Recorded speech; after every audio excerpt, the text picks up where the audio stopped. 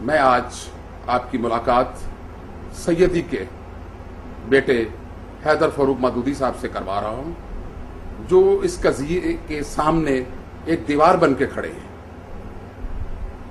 شاہ صاحب السلام علیکم۔ وعلیکم السلام۔ شاہ جی حقائق کیا ہے؟ دیکھیے یہ کیوں ہو رہا ہے سب کچھ؟ پہلی بات تو یہ ہے کہ آپ نے یہ بات کہی کہ جماعت کے وہ لوگ کہاں ہیں جنہوں نے سیدی کے ساتھ کام کیا تھا۔ آج صورتحال یہ ہے کہ جماعت پر جمعیت کا قبضہ ہے۔ قاضی حسین احمد، منور حسن، یہ سب جمعیت کے لوگ ہیں۔ لیاقت بلوچ، حافظ ادریس، یہ سب جمعیت کے اب لوگ، اب اس وقت جمعیت قبضہ ہے۔ اور جمعیت نے جو کچھ ہمارے تعلیمی اداروں میں جو غنڈہ گردی، بدماشی اور اس ملک کو جو تحس نحس کیا ہے، وہی اب یہ جماعت کے اوپر قبضہ کر کے یہ پورے ملک میں کرنا چاہتے ہیں۔ آپ کو شاید یاد نہیں ہے کہ گول باغ میں مجیب کا جلسہ تھا، انہوں نے وہ جلسہ الٹایا اور مجیب کو تقریر نہیں کرنے دی اور جلسہ پہ آگ لگا دی ساری۔ اور مجیب یہ کہتے ہوئے، یہ جاتے ہوئے کہہ کے گیا تھا کہ مودودی اب وہاں قدم رکھ کے دکھاؤ، جلسہ کر کے دکھاؤ۔ اب پھر ہمارے والد وہاں ڈھاکہ میں اتر تو گئے لیکن پلٹن میدان میں پہنچ نہیں سکے۔ پھر بھاشانی کے ساتھ انہوں نے بھاشانی کے منہ پہ تماچے مارے، اس کی داڑھی نوچی اور اس کی آنکھوں میں مرچیں ڈالی۔ اور اس کے بعد البدر اور شمس انہوں نے فوج اور آئیسائی کے ساتھ مل کے وہاں بنائی، اور یہ خرم جاں مراد اس کا انچارج تھا۔ اور حمود الرحمان کمیشن اس گواہ ہے کہ اس بدبخت نے، شیطان نے، یہ خرم مراد نے 15 بنگالیوں کو لائن میں کھڑا کر کے 303 کی گولی ٹیسٹ کی ہے۔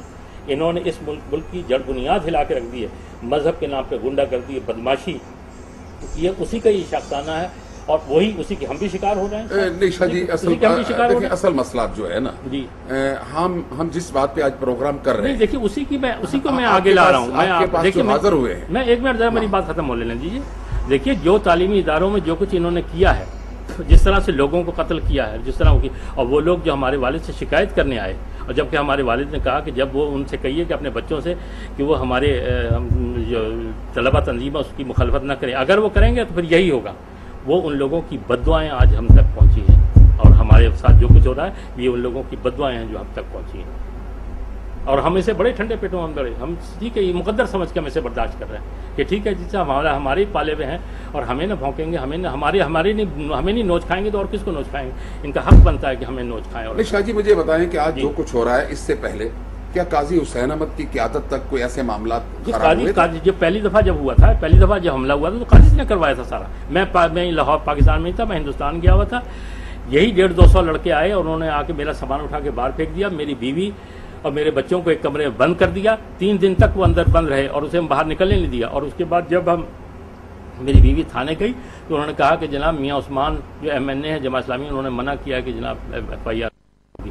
اس کے بعد میں ہائی کورٹ گیا، ہائی کورٹ جا کے راجہ افراسیاب تھے ہائی کورٹ کے جج، ان سے کیا کہ FIR درج کروائی۔ وہ FIR لے کے میں طارق کھوسا صاحب جو SSP تھے ان کے پاس گیا، انہوں نے کہا جناب جماعت اسلامی اور جمعیت کے اگینسٹ ہے، مجھے 5 لاکھ روپے آپ رشوت دیجیے تب جا کے میں اس کو عمل کرواؤں۔ تو میرے پاس تو بھائی 5 لاکھ نہیں تھے عمل کروانے کے لیے، اور اس کے بعد میں تھانے میں پھرتا رہا، اس کے بعد فائل ہی کبھی نہیں ملی۔ تو اچھا شاہ جی بات اتنی ہے کہ آج یہ جو گھر ہے جی جس کی اراضی 2 کنال ہے، 5 کنال ہو گیا جتنی بھی ہے، اور ہم 9 بہن بھائی ہیں، ہم اس میں تقسیم ہو کے مشکل 10-11 مرلے آتے ہیں۔ اگر 10-11 مرلے آتے ہیں تو 10-11 مرلے کی کوئی قیمت نہیں ہے، جماعت اسلامی کے سامنے کوئی قیمت نہیں ہے، جماعت اسلامی کے کابرین کے سامنے اس کی کوئی قیمت نہیں ہے، کیونکہ جماعت اسلامی کوئی غریب جماعت تو نہیں ہے اس ملک کی، ایک امیر جماعت ہے، ان کے اپنے اثاثے بہت کچھ ہیں۔ اور دوسری بات یہ ہے کہ یہ گھر جو ہے یہ بانی جماعت کی ان کا ذاتی گھر ہے، یہ کوئی جماعت اسلامی کی پراپرٹی تو نہیں۔ مجھے یہ تو نہیں پتا، اللہ خان صاحب معاف کیجیے گا کہ جماعت اسلامی امیر جماعت ہے یا نہیں ہے، غریب جماعت ہے، لیکن میں یہ جانتا ہوں کہ جو لوگ جماعت اسلامی میں آئے جمعیت کے، وہ 1 ارب پتی ہیں، 1 ارب پتی ہیں۔ انہوں نے وہ جناب جماعت اسلام اور ملک قوم کے نام پر، ملت کے نام پر وہ لوٹ مار مچائی ہے کہ اگر میں آپ کے سامنے تفصیل رکھوں تو آپ کی آنکھیں کھل جائیں گی۔ کون لوگ ہیں؟ جی یہی لیاقت بلوچ اور یہ سب لوگ، قاضی ایون قاضی آپ دیکھیے کہ قاضی نے اپنے انٹرویو میں کہا ہے کہ میرے والد صاحب مولوی صاحب تھے اور ہمارے گھر میں ایک دیا جلتا تھا پورے گھر میں۔ آج ان کی جناب اسلام آباد میں کوٹھی، میں پوچھتا ہوں قاضی کی کیا کاروبار ہے، اس نے کیا کام کیا ہے مجھے بتائیے، کہاں سے آ گئی اسلام آباد میں کوٹھی اور یہ ریل پیر اور سب؟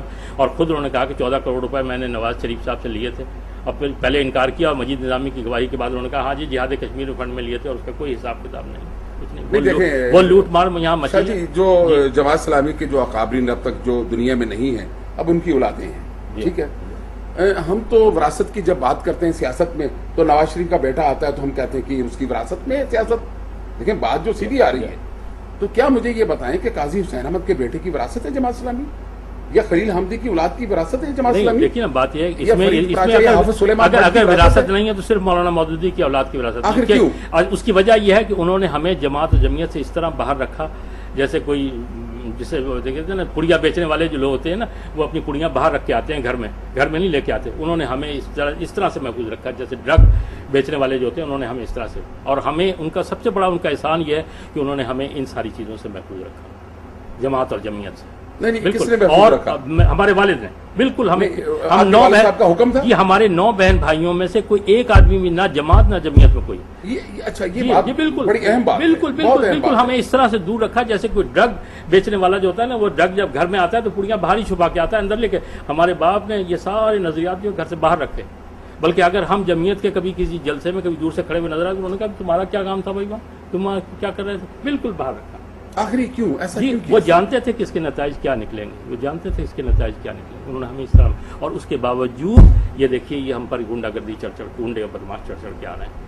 اچھا شاہ جی کیا موجودہ جماعت اسلامی اور اس کی قیادت سیدی کے نظریات کو چھوڑ بیٹھی ہے؟ دیکھیے بات یہ ہے کہ مذہبی جماعتوں میں بدترین امریت ہوتی ہے، امیر جماعت سے اختلاف جو ہے وہ کفر کے برابر ہوتا ہے۔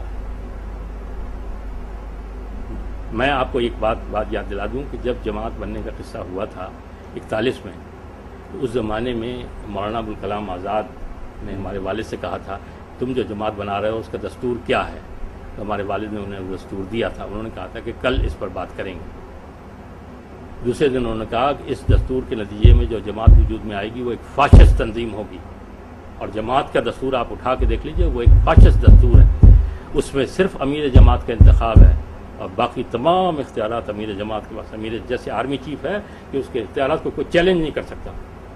بدترین آمریت ہے، اور اللہ اس وقت سے محفوظ رکھے پاکستان کو جب ان مذہبی بدماشوں کے نام ہاتھ میں یہ ملک آ جائے گا۔ اچھا شاہ جی مجھے یاد ہے کہ ایک دور میں نے میاں طفیل محمد صاحب کا ایک انٹرویو کیا جو پورے پاکستان کے اخبارات میں اس کی اشاعت ہوئی، تو میاں صاحب نے مجھے کہا کہ میں نے تو قاضی حسین احمد کو یہ جماعت جو دی تھی وہ ایک دودھ کی طرح تھی، اور قاضی حسین احمد نے اس میں پانی ڈال ڈال کے اس کو لسی بنا دیا۔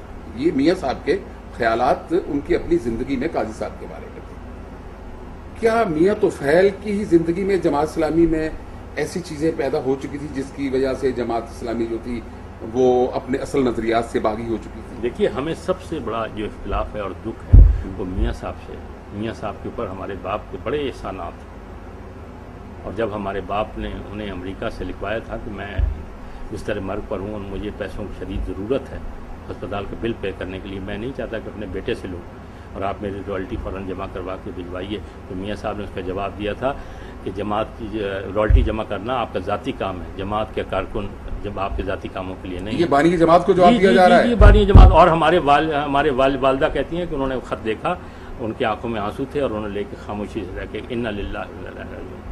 دوسرا ڈاکٹر احمد فاروق صاحب موجود ہیں، میں ان سے فون پہ آپ کی بات کرا دیتا ہوں، وہ کہتے ہیں کہ وہ ٹھیک ٹھاک ہو گئے تھے اور ہم اگلے دن انہیں واپس لانے والے تھے ہسپتال سے، بہتر ہو گئے تھے۔ خرم مراد آیا اور اس نے کہا کہ جی امیر جماعت کا کوئی پیغام ہے، امپورٹنٹ میسیج ہے جو مجھے پہنچانا ہے۔ میرے ڈاکٹر احمد فاروق صاحب کہتے ہیں کہ میں نے انہیں کہا کہ جی ڈاکٹر صاحب ڈاکٹروں نے منع کر رکھا، اسپتال والوں نے منع کر رکھا ہم سے ملاقات، انہوں نے کہا جی بہت ہی امپورٹنٹ میسیج ہے مجھے دینا۔ تو میں نے کہنے کہ میں نے والد سے جا کے کہا، والد نے کہا بھائی کیا میسیج ہے، اچھا بلاؤ کیا کہنا ہے اسے، تو میں انہیں لے گیا، یہ اندر جا کے انہوں نے کہا کہ اب آپ باہر چلے جائیے کیونکہ آپ رکن جماعت نہیں، اس لیے آپ کے سامنے میں نہیں کہہ سکتا۔ کہنے لگے میں باہر نکلا ہوں اور 2 منٹ کے بعد انہیں فیٹل ہارٹ اٹیک ہوا ہے، پتہ نہیں اس بدبخت نے ان کے چہرے پہ تھوکا ہے، ان کی داڑھی پکڑی ہے، انہیں گریبان پکڑا ہے، ان کو گالی دی ہے، کیا کیا ہے میں نہیں کہہ سکتا، ڈاکٹر صاحب بھی کہتے ہیں مجھے پتہ نہیں، لیکن میں نرس دوڑی بھی آئی کہ فیٹل ہارٹ اٹیک۔ اس کے بعد کہنے لگے میں ان کی میت لے کے آیا، میں میاں صاحب کے پاس گیا کہ بھائی کیا میسیج تھا ایسا جو وہ بیچارے برداشت نہیں کر سکے۔ انہوں نے کہا میں نے تو کوئی میسیج نہیں بھیج دیا تھا، کون کہتا ہے میسیج دیا تھا، اور مولانا تو چلے گئے تو بیمار تھے، میں نے یہاں سب کچھ وہ میرے حوالے کر گئے تھے، کیا جماعت میں. اس کے بعد میں خرم کے پاس گیا کہ جی میاں صاحب تو یہ کہتے ہیں, تو اس نے وہ بد زبانی کی کہ تمہارے باپ کی حیثیت کیا تھی, تمہارے باپ کی کتاب کو پڑھتا کون تھا, اور تم کیا بات کرنے آئے ہو, اور کتابیں تو اب میری پڑھتے ہیں. اور وہ اس نے بکواس کی کہ کہتے ہیں میں سر پکڑ کے رہ گیا, اور میں نے کہا ٹھیک ہے آئیے. یہ آن ریکارڈ بات ہے, یہ ڈاکٹر صاحب سے پوچھ لیجیے, ڈاکٹر صاحب سے میں آپ کو فون بات کراتا ہوں, یہ بات آپ کو بتا دیں گے. ابھی تو خدا کی سچی بات ہے, کانوں کو ہاتھ لگا رہے ہو. ہم کہتے ہیں پتہ نہیں ہمارے باپ نے یہ کام کس لیے کیا تھا اور کس وجہ سے کیا تھا, اور ہمیں ان کے کیے کہ کیسی سزا مل رہی ہے. خدا محفوظ ہے.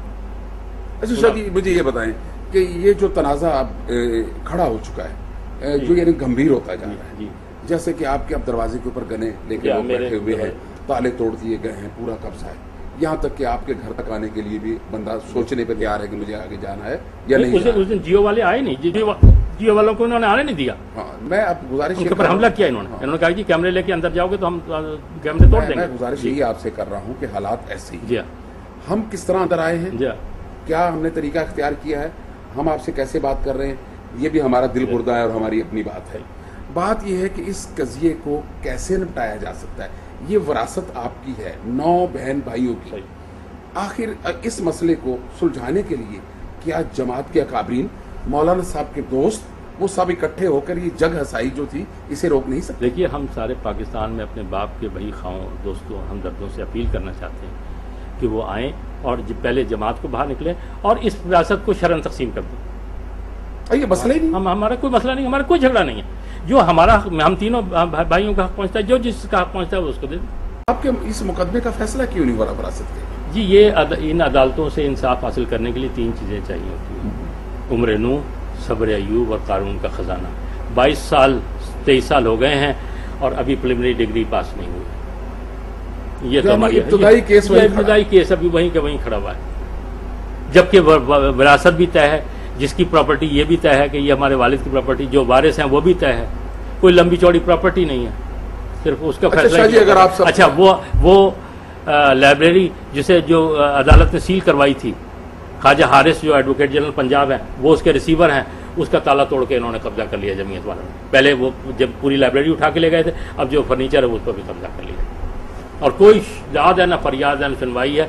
جب تھانے جاؤ تو وہ کہتے ہیں جناب ISI اور فوج نے ہمیں منع کر رکھا ہے کہ جمعیت اور جماعت کے خلاف کوئی کیس رجسٹر نہیں. کیوں, آخر کیوں؟ اور جی آپ فوج سے ISI سے کروا دیں فون, پھر ہم کر لیں گے, یا آپ ہائی کورٹ چلے جائیں. آپ بتائیے جناب جمعیت اور جماعت کے خلاف, یہ ان کے پیرول پہ ہے نا, ان کے لیے کام کرتے ہیں ISI کے لیے. یہ سب یہ منور بھی پہلے NSF میں تھا, وہاں سے CIA نے اسے جمعیت میں. NSF کسے کہتے ہیں؟ National student federation.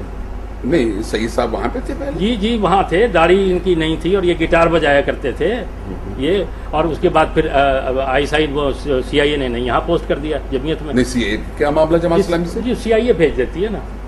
آپ کو یاد ہوگا کہ جب میاں صاحب ابھی امیر جماعت تھے تو اس نے پیر پگاڑا بیان دیا تھا کہ اگلا امیر جو ہے وہ قاضی حسین احمد ہوگا. دیکھیں شاہ جی, اب یہ بات تو آپ کہہ رہے ہیں, جی لوگ سن رہے ہیں, جی لیکن دیکھیں اس ملک میں کوئی حکمرانی بھی ہے, کچھ یعنی کہ اندھے کچھ حکمران بھی بیٹھے ہوئے ہیں. دیکھیں چیف جسٹس صاحب پاکستان بیٹھے ہوئے ہیں, آپ کا مقدمہ 30 سال سے پڑا ہوا ہے اور وہ اس کی کوئی مومنٹ نظر نہیں آ رہی, تو آپ نے چیف جسٹس کو کون سے دیکھیے نا, جو لاہور ہائی کورٹ کے چیف جسٹس ہیں اعجاز صاحب, وہ جناب جمعیت میں سول لائنز میں وہ جمعیت کے ہراول دستے میں تھے, وہ سب سے بڑی گنڈا گردی کی بدماشی میں سب سے آگے ہوا کرتے تھے.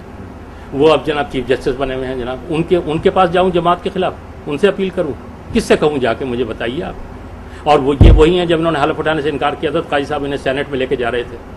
تو وہ تو چاروں طرف تو ایسے لوگ بیٹھے ہوئے, کس سے اپیل کروں, کس سے کہوں. پورے پاکستان کے لوگوں سے اپیل کرتا ہوں کہ یہ دیکھیں, ان کے طرز عمل کو دیکھیں, یا جو کچھ ہمارے ساتھ کر رہے ہیں کل پورے ملک پہ قابض ہو کے کیا کریں گے. اور اللہ اس وقت سے محفوظ رکھے اس پاکستان کو جس دن جماعت اسلامی کی حکومت اس ملک میں قائم ہو. اور اللہ دیکھیں یہ بات میں خدا کو گواہ بنا کے کہتا ہوں کہ اللہ اس دن سے محفوظ رکھے. بلکہ یہ جماعت اسلامی کیا کسی مذہبی لوگوں کے تسلط سے اس ملک کو بچانا چاہیے. اور یعنی آپ کا مقصد ہے کہ جو جماعت کے اکابرین اپنے بانی اپنے مرشد کے خانوادے کے ساتھ جو کرتے ہیں انصاف نہیں کر سکے, یہ جو انصاف کیا لوٹ مار کر رہا ہے. دیکھیں میری بات سنیں, جو آپ کے ساتھ انصاف نہیں کر سکے وہ ملک کو کیا دیں گے, اور لوگوں سے کیا انصاف, لوگوں سے انصاف کریں.